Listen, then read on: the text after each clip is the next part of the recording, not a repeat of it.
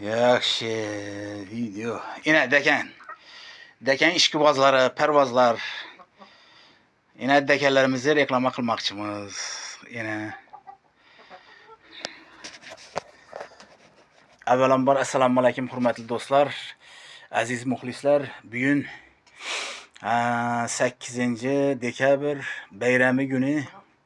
Hammangizni shu Konstitutsiya bayrami bilan chin yurakdan tabriklaymiz. Sağ olun, aman bo'lin. Shuda dekanlarimiz bor edi. Dekan Xorraz, Mayski bular. Jujalali chaqirmadi. Shularni reklama etib tomosha sizlarga ko'rsatacakman. Marhamat, tomosha qilinglar. Yana dekanlar. Dekanlar yine. Evet, Xorazı. Mah. Yine. Yamaha. Bay bu. Ya bu cücesi bu kiçkine. Çalakana Ivan bu, Ivan. Ana bir de bir sarısı var.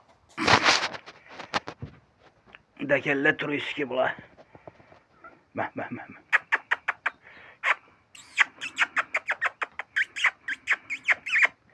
Yine. Ya bu cüce de bu kiçkine. Dekenler.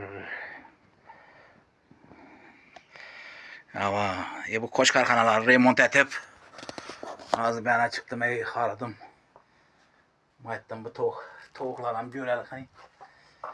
Panatik babam, panada durub taxıblar bit. Eşikdən gönlüm idi, əvvəl gönlüm idi. Az indi soğuqxana bitə əldini pana qıldım.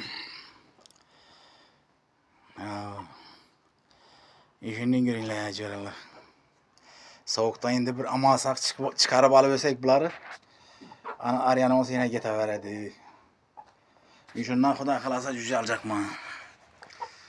Bu zakonli zat bu. Dene ekkem etmem bunlara. Vay. Zakonli zatlar. Yaxşı hürmetli dostlar, sağ olasınlar, aman olasınlar. Görüşkende görüşkünçe. Sağ olun, aman olun. Rahmet.